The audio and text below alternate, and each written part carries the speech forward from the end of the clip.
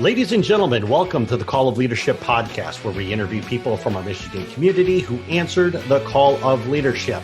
We will hear their powerful stories and get their advice. I am your host, Cliff Duvenois, and today's guest has been a longtime resident of our community. Starting at age 17, she started on her path to focus on making women feel more beautiful. From there, she has built quite a career and a business using Facebook Lives to impact hundreds of people. Please welcome to the show the lady who readers of the Tuscola Advertiser voted as the #1 hairstylist 5 years in a row, the #1 nail tech 3 years in a row. Ladies and gentlemen, please welcome to the show, Kristi Turner. Kristi, how are you? Good. How are you? Hi, everybody. Tell us a little bit about where you're from, where you grew up. Okay. Well, originally from Vassar, grew up in Vassar, graduated from Vassar, and just recently, 3 years ago, moved away from the hometown to Flushing. Excellent. So you said you went to high school in Vassar. Mm-hmm. Yeah. And when you were still in high school is when you made your decision to get into cosmetology. What attracted you to that? I don't know. I've just always liked hair. I always had nice hair myself. And so I just really I like helping people, and I like making people feel beautiful, I guess, or just good about themselves. And so that just kind of went all hand in hand with it. Now, usually with somebody at such a young age decided to get into a profession, there's usually somebody who inspired them or somebody who influenced them. Is there somebody from your past that maybe inspired you? Yes. I will say that it was Nancy Hildinger. She did my hair all through my years of growing up. And she was just an inspiration to me because she was always so bubbly and she was always dressed to the hilt. Her makeup, her hair, her jewelry, her clothes. But the one thing that I can clearly remember about her is she always had on nurse's shoes or tennis shoes. And I said, I'm going to be like her someday, but I'm never going to wear shoes like that. I'm never going to dress to the hilt and have nurse's shoes on. And that just stuck with me. And if I would have done what she did all those years, 30 years later, my legs and my feet wouldn't feel the way that they do right now. So she knew something better than what I did. Nice. So with her having an influence on you, were you one of those kids that would take time, like with your dolls or with your Barbies or something, and do their hair? I did not like dolls, but I did have a Barbie, and she had extremely long Barbie hair. And so what I did with her is I put her between my knees and I would sit there and I would play with her hair. And that's how I would learn to braid and do different things with her hair. So yeah, I did have one Barbie that I messed around with her hair. Now, you decided to go off and study cosmetology. Where did you learn it? Well, I started that in Skill Center in high school, and that took us to the Caro Skill Center, so Howard's Beauty Academy in Caro. And then after I graduated from high school, I continued to finish up through the same place, so in Caro. You've been a cosmetologist in the Tuscola area now for how long? It'll be 31 years. God, has it been that long? Yes. Do we really want to talk about that? No, we don't. Moving right along, nothing to see here. That's right.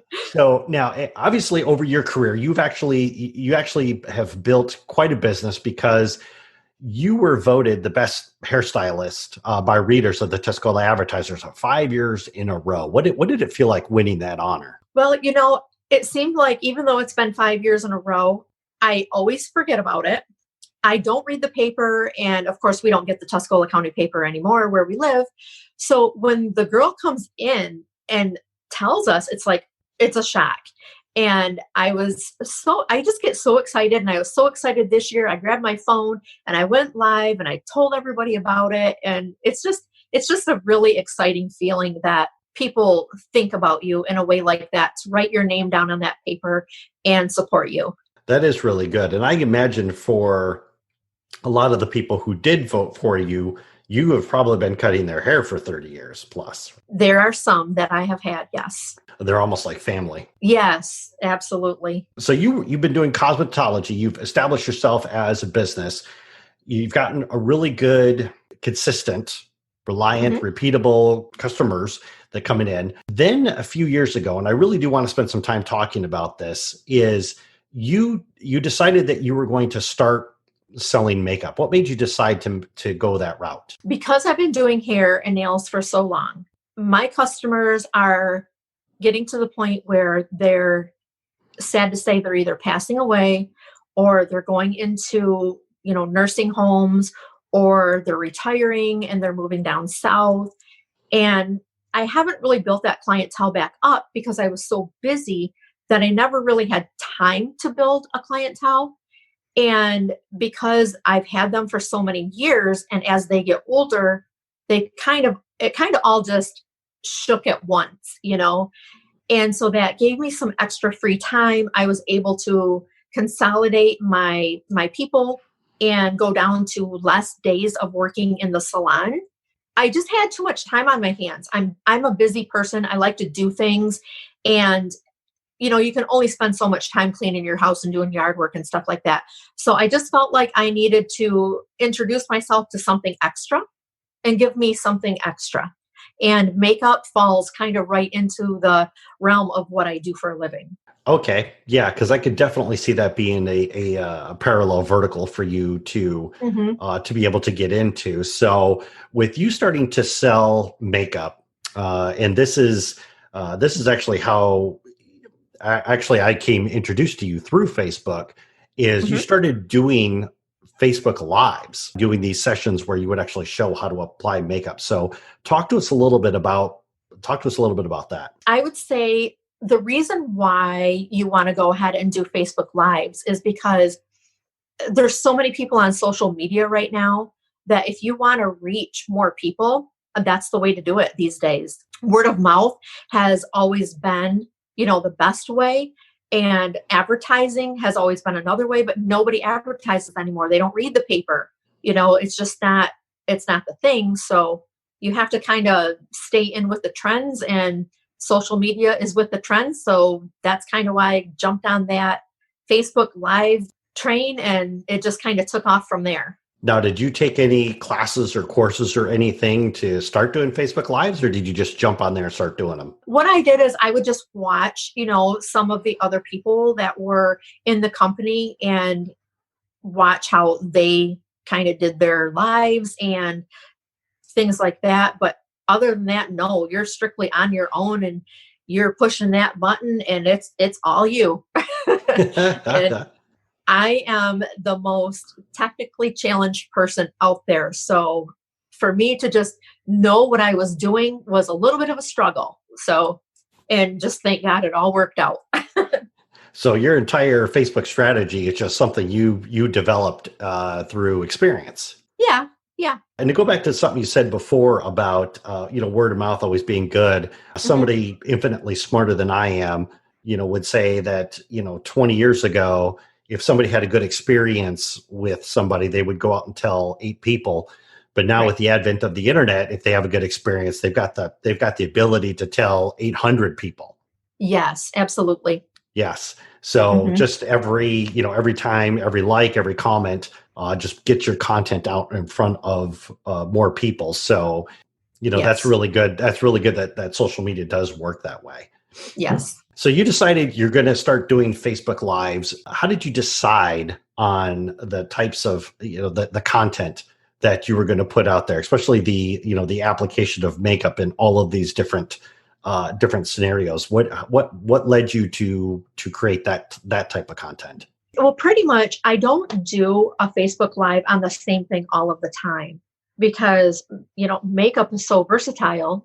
There's so many different ways that you can apply it, so many different ways you can wear it, so you have to do different things on your lives so you can reach more people that feel like I could do that, or that's really nice. I think that looks really great, or, oh, I can relate to her, or I wouldn't be embarrassed to reach out to her because she's like a real person, and when you do your Facebook Lives, you have to be relatable to everybody. I mean, my dogs are walking in the background half the time. Sometimes they will burp in the background or whatever, because it's real life. If you set your stage to try to be perfect, and look perfect and do everything perfect and not slur your words, it's gone. People can't relate to that. So you have to be real. So I just do a live and I do several different things and it catches different people all the time. In order to be authentic, you have to be authentic. If you go for perfect, nobody's going to connect with you.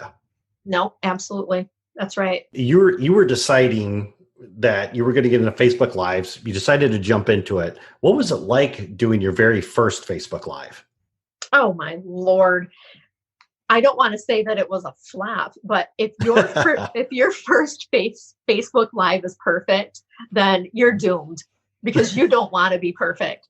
So I was nervous and I was sweating because, at this age we have hot flashes, but oh no, I was like sweating and like, am I really doing this? Oh my gosh, how many people are watching me? And it was just, and you still kind of feel that way. Like, even though I've been doing it for over a year, when you push that button, it's like there's no turning back. So I guess I want to say that it's gotten a lot easier, as you do them, but it's just putting yourself out there. I mean, come on, no makeup on and then applying your makeup for everybody to watch you.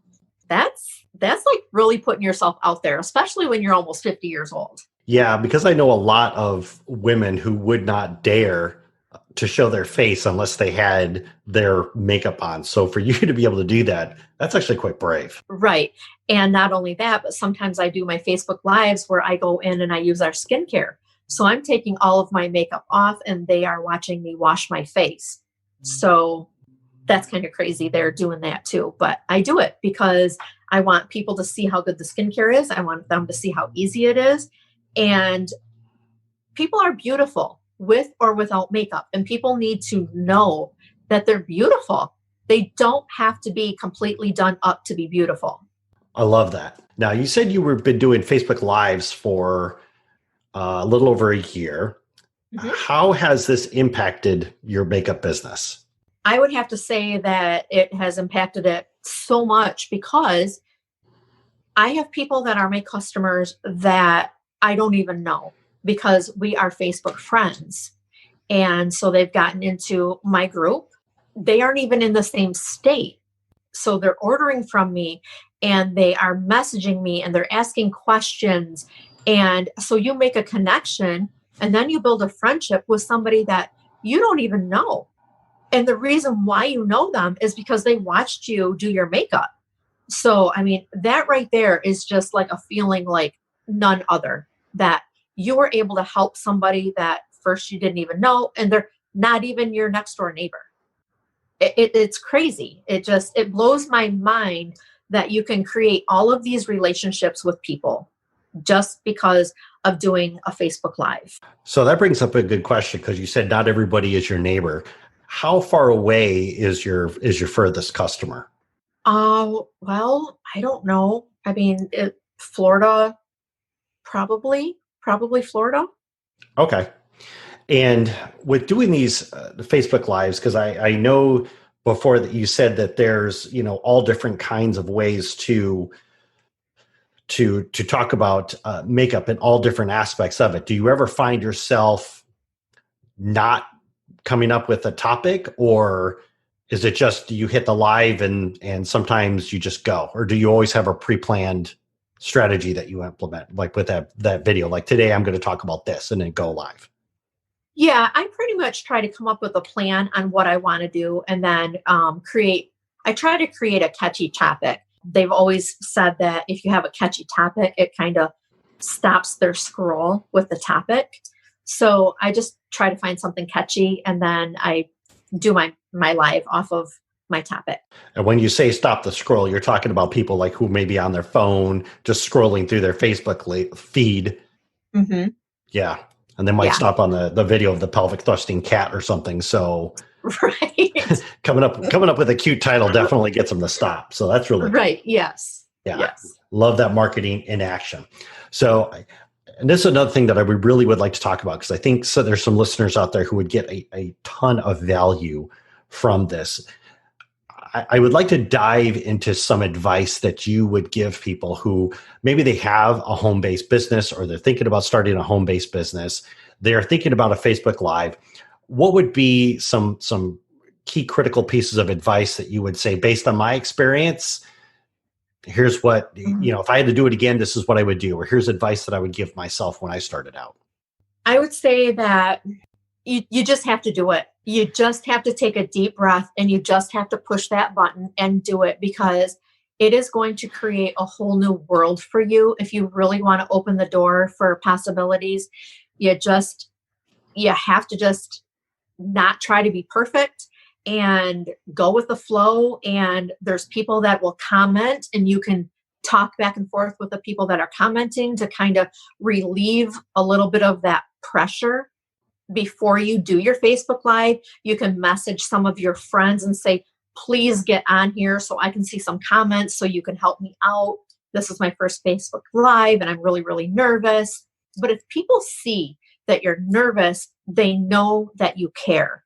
If they see that you're on there and you just kind of have an attitude like, oh, I can do this, or, follow me, or blah, blah, blah, you're not relatable. So just take a deep breath and push the button, because you'll thank yourself later for doing it. The first one's always the hardest. Agreed. As someone who has done Facebook Lives, I go back and I watch my first one periodically. Mm-hmm. Holy cow, was I bad. But that's good. That's a good thing. It is. I never realized at that time how often I said, mm-hmm. And every blue moon, every blue moon, it still pops into my speech. And it's something I still struggle with to this day. And I guarantee now, because I've just said those words out loud, I will probably, like the rest of this interview. Right. Yes. Because I planted that thought in my head. So, okay. So just stepping up, hitting the button and creating the content. Now, the next question I'd like to ask you is, and I know we talked about this a couple times before, how do you go through the content creation process? Like you said, when you get on there, you've kind of already got a topic in mind. Now, for some people out there, if they've got a home-based business, they might be looking around and saying, I'm not exactly sure what I would talk about. What's your creative process to be able to come up with a topic? Well, one thing that's really helpful for me is I have a customer base now. And so like today, my live was, I had a lady that asked me to show her how to do my makeup a certain way. And so that was my live today. I did my live how she asked me to do it, so she could go back and watch the replay and know how to do it the way she asked me. So I do a lot of that. I have people that ask questions on how do I do this or how do I do that. Another thing that I do, I just said, thanks a lot. There's a lot of graphics, like eyeshadow graphics. I will put them out there and I will say, okay, is it graphic A or is it graphic B? What's the winner? And then whatever the winner is, then I do a Facebook Live on those 4 eyeshadows that were in that graphic. So you just kind of have to be creative and try to use your product and put it out there and say, what do you want to see today? Ask your customers what they want to see, because it's about them. It's about what do they need from you, not about what do you need to give to them. It's the opposite. It's what they need from you. And so that's what you need to show them. That's what you need to explain to them. And I am actually really glad that you pointed that out. In one of my marketing classes that I took a handful of years ago, we talked in great length about the ability to take the questions that people ask you and be able to turn them into content. Right. And I think that's a lot when you do post, either a Facebook Live or somebody asks a question in there, you may be able to give a very quick answer to them, during the Facebook Live. And then a lot of the times we just think, okay, I answered their question and move on. But I think for content creators, which is what you are for a content creator, it's being able to go back, look at that question and say, could I turn that into an episode? Right. Yes. Could I expand on that a little bit more? Well, what if I talked, what if we went down this path, or what if I went down this path? And then I compared the two at the end of the video. So by having the people make the statements or ask the questions, you've just now essentially had your audience help you to build your content calendar, so to speak. So that way going forward, you've always got new content to talk about. Absolutely. Yep. With regards to the Facebook Lives, one of the rules that I hear a lot is about consistency. How often are you doing your Facebook Lives? I don't really have like a set calendar on when I do and don't do my lives. I try to do them at least every other day. It just depends on also what's going on in my life and how hectic things are.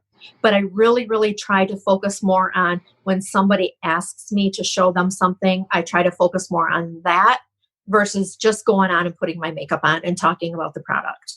There isn't really a straight across the board answer. I guess it just depends on what's going on in the world and what's going on in your life. Right now I can do a lot of Facebook Lives because we're quarantined. So, but when I go back to work, it'll be crazy. So my lives will probably be just for what people are asking for, and that'll be it until things get back to normal. Yeah, whatever the new normal happens to be. Right. You've done a lot of Facebook Lives. You actually have gone out and done, I guess for a lack of a better term, because I don't know what to call them, like private Facebook Live, where you will just invite specific people and do a Facebook Live with them, right? Yes. Okay. What's your purpose behind that? Some people like to keep it private, and some people are so private that they don't want other people to know what they are doing. So if I can create a small group and go live just for like say 5 people, they feel like they are getting extra attention, extra special attention, and they feel more secure with it not being out there publicly or me tagging them in it so other people know that they needed help with something or something like that. So for these private Facebook Lives, this is obviously something that you would contact them in advance and say, hey, I'm going to do a Facebook Live with you and 2 other people Thursday at 11:30. Right. We could do that. Yes. Or if it's something that they don't need to grab their makeup and do with me, then I can just go ahead and I create the group and I do the live, and then they have the ability to just watch it on a replay. But yes, it would need to be set up if they wanted to grab their makeup so we could do it together and I could walk them through it. I wouldn't be able to see them, but at least they're putting the steps on their face as I'm doing it and they're watching me. Excellent. And because of the communication tool in there, if they've got any questions along the way or want you to clarify, you can easily do that back and forth. Right. And the nice thing about that too is because it's just a small private group and it's just the few of us that are in there, we can take all the time we need because it's not out there for everybody on public. So they can ask me the questions and I can see the comments. And if it's a stupid question in their eyes, nobody else is seeing that question. Because I don't think that there's a stupid question, but just as well as I do that there's always somebody that sits back and needs to ask a question and they just won't because they're afraid to ask. So if we condense it and make it just for a couple of people, they're not afraid. They're not afraid to ask. Absolutely love this. Has there ever been a point in time where you have done a Facebook Live where you've really impacted someone? Well, let me tell you, I have a friend that she's deaf, and she contacted me and she said, I can't follow you on your lives because when I move my head, she can read lips. She's deaf, so she can read my lips. When I tip my head down, when I tip it to the side, when I'm moving around, she can't follow and understand what I'm doing. So I created a small group with her and a couple of the other friends. And when I do some of my Facebook Lives just for them, I can remember that it's in the back of my head. I have to keep my head up. I have to keep my face forward so she can actually read my lips. When I do it out on Facebook Live publicly, I'm moving around and she just can't follow that. So that just really spoke to me that I need to pay attention to more of what I'm doing, because what if there's somebody out there that doesn't have my makeup, but they would like to get my makeup, but they can't follow me because they may be deaf as well and they can't read my lips. So I have to try to pay more attention to keep my head up so anybody that could possibly be deaf can read my lips. That's excellent. With regards to this lady who is deaf who watches your Facebook lives, have you seen the result of her putting the makeup on because of your extra work? Yes, absolutely. I have met her in person because, like I said, we are friends. Her being able to watch more and more of how you do things, because like I said, this makeup is so versatile. You can take one product and use it one way and then turn around and use it a completely different way. For her has made her feel more confident, like she knows how to work with her makeup and apply her makeup and do different things with her makeup so she doesn't look the same on a daily basis. So yes, that has really, really helped her. And probably given her a lot of confidence as well. Yes, absolutely. Oh, that's absolutely awesome. So I know we just kind of talked about this, but I'm going to open up the question, make it a little bit more general. But can you tell us about a time where you really impacted somebody, you made somebody feel over the top special, or whether that's through your work as a cosmetologist or through, your work selling makeup? Well, along with her, with my friend that's deaf, that has really impacted her. It's really impacted me. And then I also have another lady that she just doesn't have a lot of confidence in herself. She is really down on herself quite often. She's a very beautiful woman and she has really no reason to feel that way about herself. But taking her and showing her how to not cover up her beauty, but enhance her beauty, because a lot of people think that makeup covers them up, and walking her through that and putting a little bit of makeup on her and showing her how to do it so she could take it home and do it for herself. And she looked at herself in the mirror, and when she cried, now I'm crying. It's okay. Take your time. Oh, geez. That just makes it all worth it. Oh, that's great. I love that story. And I do have to ask this question too, because my curiosity demands such things. You were Mm-hmm. talking before about, you've got some clients as far as way as Florida. You've had clients, you've only met them through Facebook. How Right. in the world do you give them makeup advice? Because I know there's like all different kinds of shades and colors of makeup and different kinds of bases. How do you properly advise somebody when you haven't even seen them face to face? Well, you have to get deep. You have to ask the questions. Do you like full coverage? Do you like medium coverage? Do you like extra, or do you like more of a natural look? Do you want to be glam every day? Do you like bronzer? You just have to dig and you have to ask the questions, and they tell you, and then you can set them up for how they like to look on a daily basis. And all I need for them is to send me a picture, a bare-faced and neck picture facing a window in direct sunlight, and I can grab them the colors that they need for their face. And then anything beyond that is extra. We build from there, whether they like bronzer, whether they like eyeshadows, or whether they like, really bright lips, or, you have to ask the question. You have to ask what they like. And if they say, well, I don't know, because maybe they're not a makeup person, but I want to be, just say, okay. So I look at their face and I kind of figure out what do you do for a living? Where do you go? What do you like to do? And then I just pick some colors from there. That's awesome. I wish I had a better eye when it comes to color and things like that. It's a skill I truly admire in people. So kudos to you for having that. Thank you.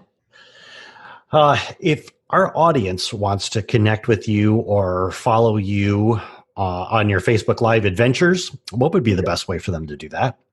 That would be to go to my group, and that is Mascara Beauty by Kristi Turner. Excellent. And for our audience, we will have that link in the show notes down below. Kristi, it's been so much fun having you on the podcast today. Thank you for this.